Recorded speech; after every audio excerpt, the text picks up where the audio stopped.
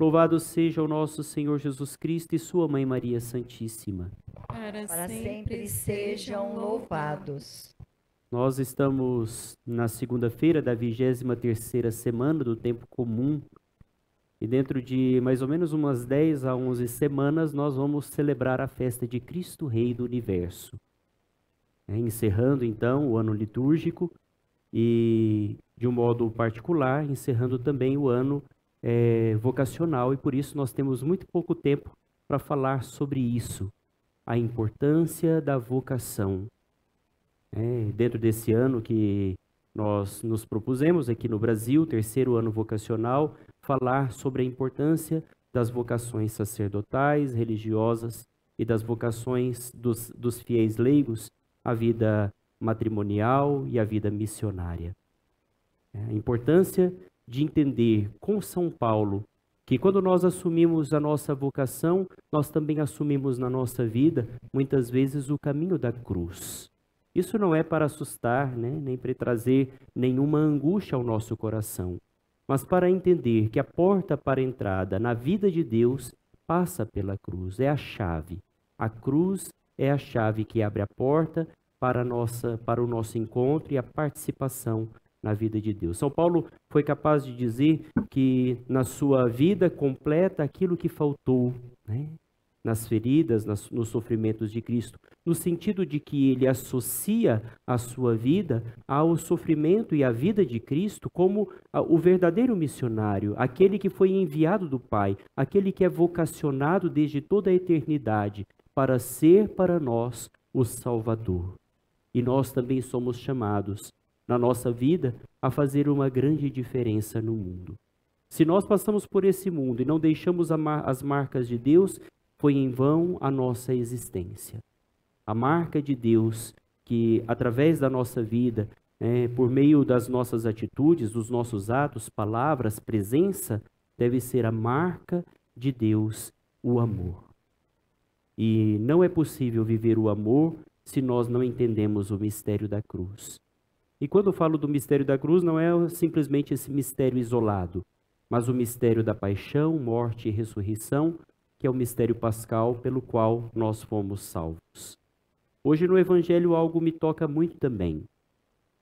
Jesus entra na sinagoga num dia de sábado e começa a ensinar, como era o seu costume, e havia ali um homem que estava também presente, embora de uma maneira marginal, ou seja, estava no canto, estava escondido. Ele tinha a mão direita seca. Eu acho interessante como o evangelista São Lucas, ele nos dá esse detalhe que faz toda a diferença na interpretação.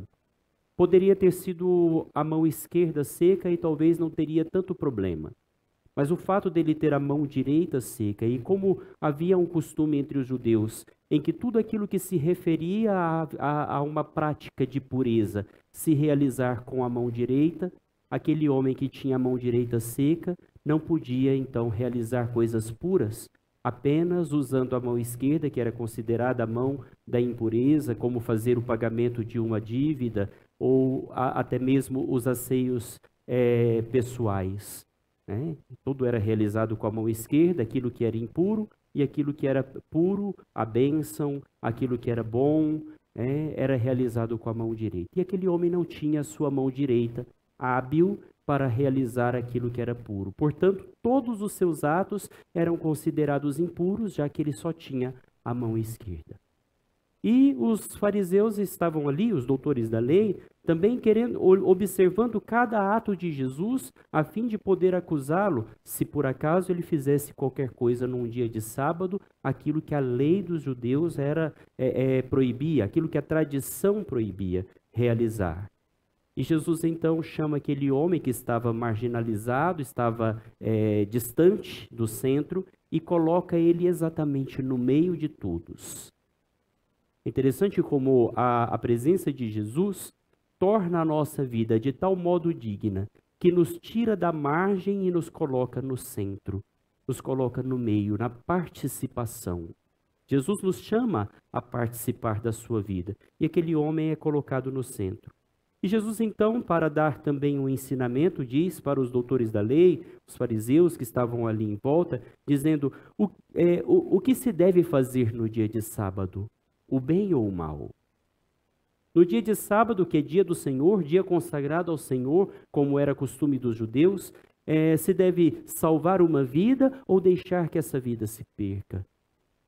E Jesus então disse para aquele homem, estenda a sua mão, e no mesmo instante, aquele homem, estendendo a sua mão direita, é reintegrado à sua dignidade de acordo com a lei e a tradição dos judeus.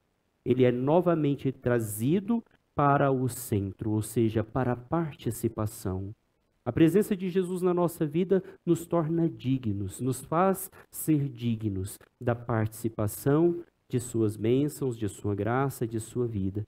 E é por isso que nós também, como cristãos, como vocacionados que somos ao sacerdócio, à vida consagrada, à vida matrimonial, à vida missionária, como fiéis leigos, que assumem de fato um compromisso e realiza no mundo a obra de Deus, somos chamados a trazer a todos para o centro do coração de Jesus, para o centro onde nós temos a verdadeira dignidade.